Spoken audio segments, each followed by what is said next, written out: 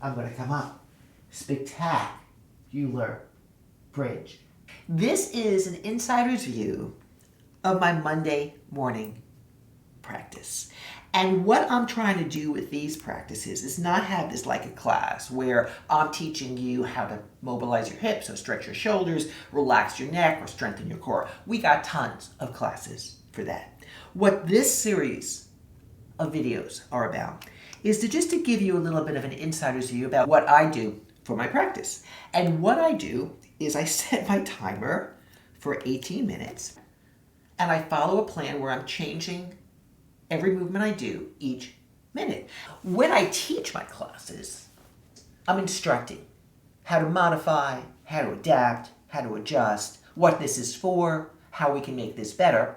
But these videos are for you to just show you my thought process, to share with you how I go about my Monday morning practice. There's two ways you can use this. Number one, so you can just press play and listen to what I'm doing. And what you'll get is you'll get some insights on some of the movements that I do for myself, why I do them, how I do them, and a couple of different like tips and tricks that you can take into your own practice, your own workout, your own routine. Or you could press play and for 18 minutes we could hang out together. And you can choose movements that work for you, and I'll do these movements that work for me. And then after 18 minutes, we'll be ready for our day. If you want instruction about how to do these movements, we have a ton of classes and tutorials and guided practices on our channel. But this one is just you and me hang out for 18 minutes. I'm going to share with you what I do on Monday, and you're going to do your thing and gain some insight and awareness about how you can elevate your own practice. I'm starting on all fours. My toes are tucked under, and I'm pressing start. So I know I have a minute to do cat-cow. And there's something pretty spectacular about using a timer. Because you don't need to think about, okay, when is this going to end? How many did I do? Am I keeping score? You just kind of fill out the space of 18 minutes. And what I'd like to do with this one is like to really open up my shoulder blades as I push them towards the sky. And I kind of see, is there any part of my body that feels a little bit tighter today? Do I need to lean to the left? Do I need to lean to the right?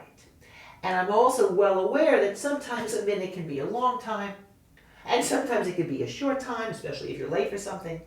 But I'm going to just hold that there, drop the head, push my shoulder blades to the sky.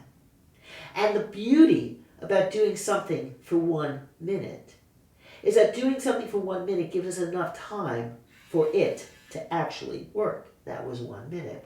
I'm going to flatten my left foot onto the floor. My right toes are tucked under. And I'm going to come up and down into a flipped dog. I have 1 foot down at a time. Now I have found that if I don't do these at least once or twice a week, my feet get really tight, achy, almost painful. And just by doing this footwork, and I teach this in many of our classes as well, my foot gets less congested. And it seems so crazy, but the opening up the foot, right, helps open up other parts of the body. It's like if you have traffic in the south end of your city, right, and you clear up the traffic in the south end of your city, traffic in the north is affected. We're going to get a few more times again, just filling out the beautiful space of 1 minute, giving it long enough time for it to work. Oh, so good. Pressing the toes down. And then I come down and then I flip feet. So the other foot is flat on the mat. And I push my toenails into the mat. And then I go up and down into this flipped foot dog. Now, if I was teaching a class, I would say, if this is too much, just stay on your knees. But this is my practice, so I'm going to think about my right heel, right? Flipping up to the sky. And then I'm going to just be okay with it being a little bit challenging. A minute can be a long time if I haven't done this recently, right? I'm not going to worry about anything being too hard or too easy. I'm just going to listen to my breath and be so damn grateful that I got 18 minutes to myself this morning. And we're going to get a few more times noticing that my right foot is a little bit more congested in my left. And that's okay, because I am not a judge when it comes to my practice. I am a researcher. And then I'm coming down, and then I'm going to flip the wrist. And I'm going to flip both wrists at once. And if I was teaching a class, I had to do one at a time. And I'm going to bend the elbows, and I'm going to start to make some circles. And I'm going to be here for a full minute, which gives myself the freedom to kind of experiment and see which part of my wrist feels tighter, right? Which part of my wrist is starting to warm up. I'm checking out to see I'm bending my elbows more. I'm starting to make a bigger circle. So it's like if I had a flashlight on the back of my shoulders, I'm trying to make a big giant circle on the ceiling. We're going to get a few more times here. And again, I'm staying with this a little bit longer than if I was teaching a intermediate or advanced class, because I want my wrist mobile. I'm going to be doing a lot of typing later. I'm going to be doing a lot of texting later. And just, having 58-year-old wrists, you want to warm them up, right? And then I'm going to flip it back. And then we're going to come up into a functional down dog. And I still feel like my wrists are moving to one direction because I invested 1 minute of time into circling to the right. I'm going to start to pedal the feet. And what I love about dogs, down dogs, is that there's so many different types of dogs, right? There's greyhounds, there's whippets, there's Italian greyhounds, there's chihuahuas, there's golden retrievers. And all of these dogs look different. And all of these dogs are lovely. So there's more than one way to do a dog. And we call this, and I do this in my practice and in all of our classes, we call it functional down dog. Because when you go into down dog, there needs to be a reason for it. And right now the reason for this one is for me to enjoy the space that I created in my wrists and to warm up my feet and ankles. And I'm going to keep going because, 30 seconds is good, but 60 seconds changes things. And I'm going to come down and I'm going to flip my wrists again. I'm going to bend my elbows like I did before. And then I'm going to do those circles. But now I'm going the other direction, right? And I'm going to bend my elbows a little bit more. And then I'm going to experiment because we're staying with this for a minute. I'm going to round my back. Woo! And I'm going to see how that feels. And if it felt like it was too much, I would release it. But if it simply feels new, doesn't mean it's wrong. It simply means that it's new. And I think so many of us, especially as we get stuck in our ways as we get older, is that we're afraid to have a new experience in our body. And anything new is labeled as dangerous or wrong. But that is not the case, right? It's simply new. It's simply unfamiliar. It's simply unexplored territory.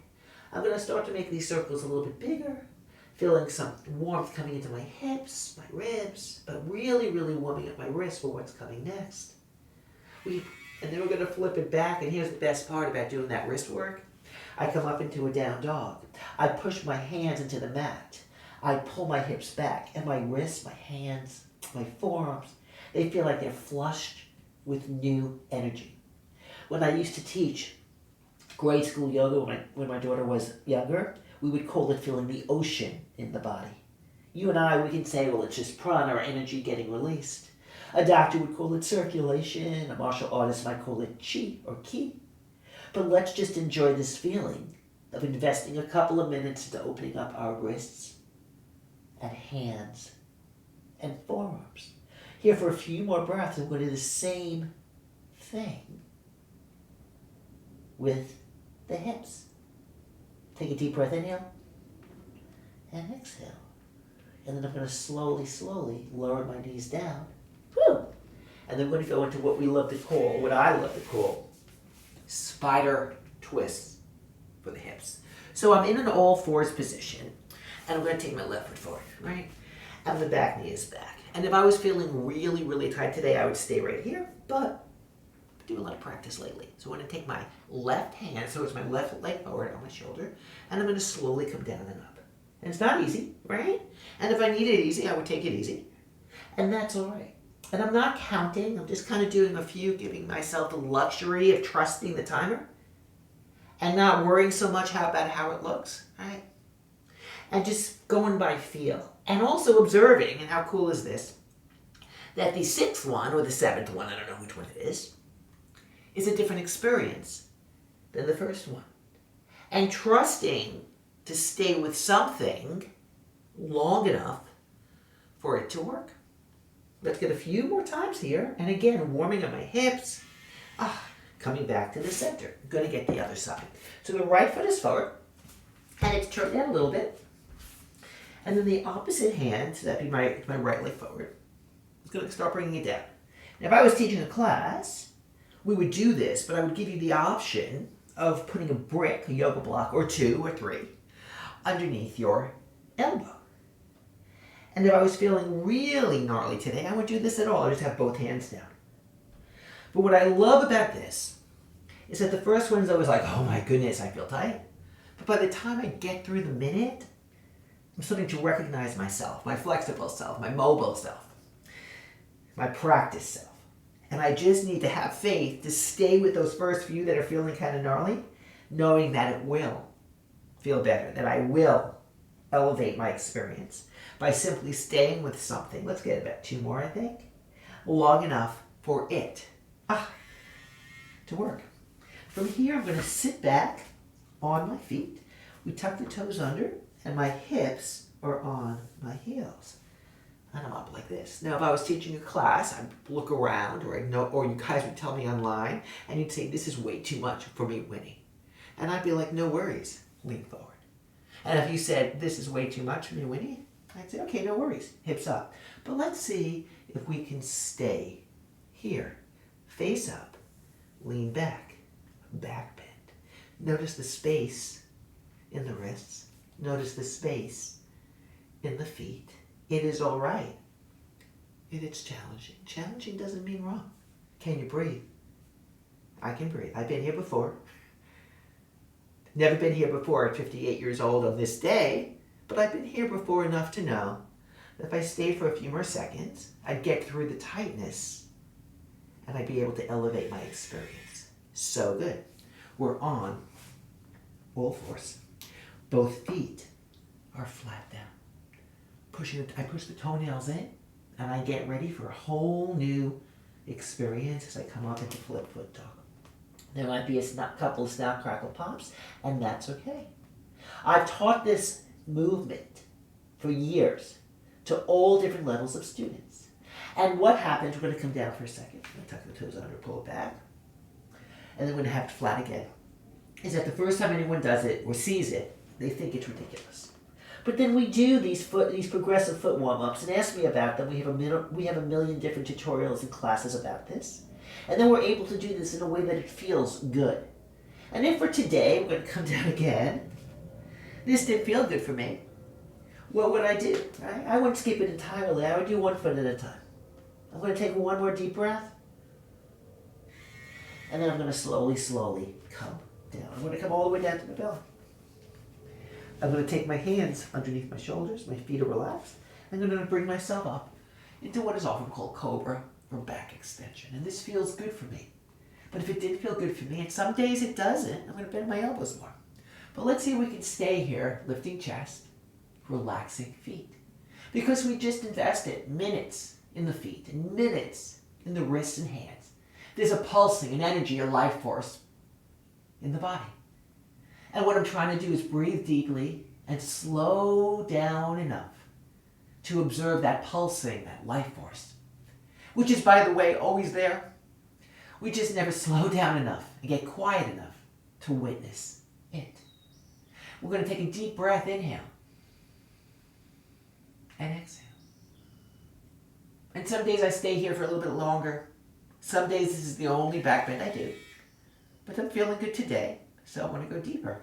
I'm going to reach around. I'm going to take my ankles. I'm going to kick back with my shins. I'm going to open up my chest. If I was instructing this in a class, that might be enough. But this is my practice today, so I'm going to elevate my thighs. I'm going to stretch my chest and kick back a little bit with my shins. And what's so cool about this sequence, this practice, this day today, is that my feet and my hands and my wrists are pulsing already. So I can go a little bit deeper. I have already so much space in my body because I spent a few minutes warming up deeply, progressively, intelligently. And I'm okay with it starting to get hard. And I'm all right with it starting to get unfamiliar because after 30 seconds, it gets more challenging. So what am I going to do? I'm going to stay with this, pushing the edges of what is comfortable to increase the capacity of what can be comfortable. And I'm going to come down, and I'm going to go back into a moving child's pose to a back bend.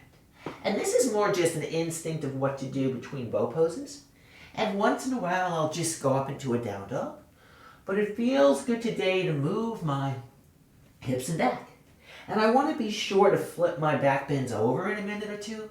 But I don't like to do one when it comes to back bends of anything. Because the first one is always like the dress rehearsal, where you have to get all the naughtiness out, get the doubts out. And the second one always feels so much in tune. Not necessarily easier, but more organized. And half the secret to practice, or half the reason for practice, is to feel organized in your body, in your mind, in your breath. We're going to get one more time, and then I'm going to set up for another bow pose. The main difference with this bow pose is that the physical appearance of the bow pose and the actions of it remain the same. But what changes is how slowly I'm breathing. So breathe with me. I am purposefully slowing my breath. Controlling your breath or manipulating your breath is the quickest way inside or towards your nervous system. The cliche phrase, take a deep breath, is a cliche or used for a reason. Because when we slow our breath down, we're giving a message to our brain, to our body, to our psyche, to the universe, that all is well, that we can handle it. So when you're doing these practices, your practices, control your breath. Because if you can control your breath, you can calm your mind. And if you can calm your mind, you got this. Let's get slower, deeper breathings. And then we're going to come up and we're going to flip this around. So we're going to do our first back bend as a bridge. I'm going to push into my feet. It's not going to be a full minute because we spent this moment getting into it, and that's all right. I'm going to roll my shoulders back. I'm going to come up. I'm going to allow my legs to be wide. I'm going to fortify my bridge. And what I mean by that is I'm going to round my back a little bit and gently squeeze my glutes. So now my bridge is fortified. So if it was very, very windy, like if it was a real bridge, the bridge would not topple. It might sway a little bit, right? And that's all right. You need to have some room to move so you become more stable. I'm going to push into my heels. I'm going to come up a little bit more. Now that's a bridge. And the purpose of a bridge is to get you from where you are to where you want to go. I'm going to bring that down. I'm going to turn this into wheel, which means my hands are going to be underneath my shoulders and my fingertips are going to point towards my hips. I'm going to try and have my elbows pointing up, and I'm going to let go of perfection and just explore what it feels like to come up. My feet are a little turned down, and that's okay. I'm going to see what it's like to turn them in. I'm going to fortify my bridge like I did before by squeezing my butt. I'm going to push into the mat beneath me, and I'm going to let my head go. And then I'm going to stop chatting and indulge myself with a deep, full breath. And whatever you're doing, whether it's walking or stretching or bending or breathing, what happens if we slow down enough to listen to the gift of our own breath? Not our doubts, not our fears, not our delusions, but our breath. I'm going to come down. I'm going to take a second here. I'm going to take the legs up. Legs are up in the air. Just going to flex and point the feet. Now what I'm doing with my hands is I'm pushing my hands away from my ribs. So I'm finding some space in my hip socket. With my hands forward here, my legs would be like this. And I want to create or find or stabilize space in my hips. And I'm not getting too technical, right, about it or too precious about it. I just want to move my feet so the last bridge or the last wheel that I do for today feels spectacular. It doesn't need to look spectacular, right? It just needs to feel spectacular. And to me, a spectacular bridge is somewhere where I feel strong, stretched, and sane. and I can drive my breath through the body. And of course, I love to do it for 1 minute, but if I was feeling tired today, I would do it for 30 seconds. My feet are down. Ooh, that was 18 minutes. We're going to do 1 more minute, okay? I'm going to come up. Spectacular bridge. How? Head down, toes forward, squeeze glute, driving the breath through the body. Deep breath in. Deep breath out.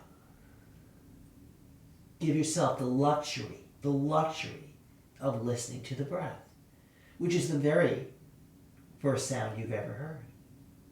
See what is familiar about this back bend. Perhaps it's the hands on the mat. Perhaps it's the texture of the floor beneath your feet. Gently squeeze the glutes.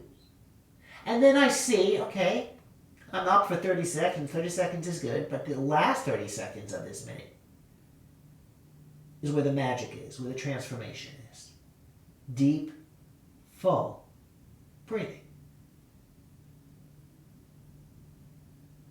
And this is how I spend 18 minutes on Mondays. Moving, bending, breathing, so I can stay strong, stretched, and sane. And I hope you got some tips, some insight, some awareness from me sharing my practice with you. And then we're going to slowly come down. That's one of the practices I do. And the goal for this was to give you some insights, some awareness, a peek into what this 58-year-old yoga teacher strength coach does to stay strong, stretched, and sane. Reach out with your questions. I am here.